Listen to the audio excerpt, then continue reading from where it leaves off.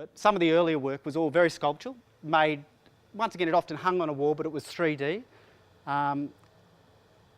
This was a work based on, Frank Lloyd Wright's probably most famous building apart from the Guggenheim. His building Falling Water, beautiful concrete cantilevers, projections. I think that is something, I guess there's a real connection between, say, Robert Klippel, who does all that extraordinary projected lines. They're often projecting vertical in a Klippel work, whereas Frank Lloyd Wright, all his projections were horizontal, all cantilevered platforms. And all through my work, even when it gets away from being sort of derivative or directly inspired by somebody else's work, it sort of feeds into most things I do. This is, once again, a wall relief work based on the Guggenheim. So this was made out of little panels of curved canvas and curves on a wall. Once again, these early works are all made out of found materials. There's a place in Marrickville called Reverse Garbage, which I used to live down the road from and used to go to nearly every day. My kids went to daycare next to the Reverse Garbage Centre, and it was a reuse centre where you could go and pick up all manner of rubbish. So a lot of the stuff that I used it comes from that. I used to collect a lot of stuff out of skips. Once again, a lot of this work all inspired by film. I used to, whether the work wasn't particularly even related to film, I always found I had to give it a connection to some sort of pop culture reference. So old films that I loved, Old Man and the Sea, for example.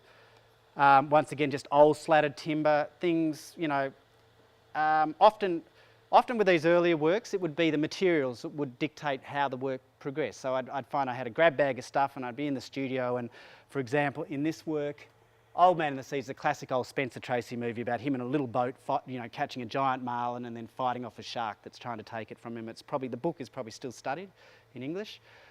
Something in this, there would have been just that little sign there, which I think says fish for sale or something. Would have been something lying around the studio.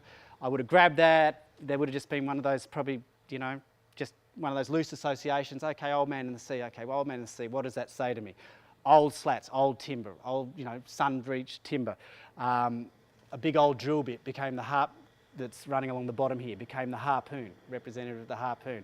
The blue background, old linoleum, out of a local shop that had closed down that I collected all their bits and pieces when they were throwing them out, became the background, the sea background. Then the whole thing is framed in a sort of a cinema frame, which is the black box that it's all sitting in. Then we mentioned before landscape, a very simple landscape again, made out of blue pieces of formica, some brown timber, once again framed in a cinema frame to give the sense that it's an image, but it's hard to tell. That's why I actually brought a work of mine along with me. On the screen, all these works read very flat, but most of these works would be like something like this. So they're multi-layered, there's depth.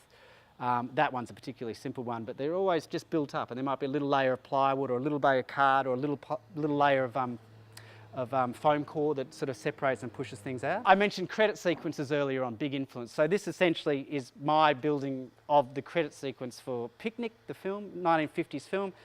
In this bit of yellow timber up here, you'll see the edge of the words William Holden, the edge of the word Kim Novak. It was directed by Joshua Logan, so that's an H at the end of his name, and then the top of the word Picnic is down the bottom there. And once again, old materials found on the street, old lino out of a house that was being ripped up down the road, old ceiling tin out of a shop on King Street. I live in Newtown, I've lived in the inner west all my life, but so a lot of that area has been gentrified and all the old shops, fruit shops, everything's been gutted. So it was sort of a golden era for me to collect rubbish. It's not so easy anymore, it's all too good now, the stuff that's thrown out, not rubbishy enough.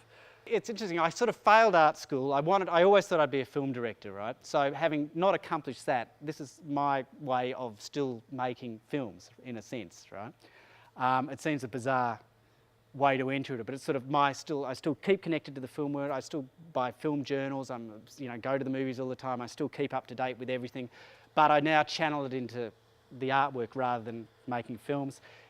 To be honest, I'd be impossible to work in a collaborative field, which is film, where you have to deal with a lot of egos and a lot of other people. I like to work alone, so it's probably wise that I didn't get into it. And then other films I love, once again, Planet of the Apes, a favourite film from the 60s, playing with the film frames, once again just made out of old bits of, that's old rusted tin sheeting over a blue formica background, broken into a film frame angle.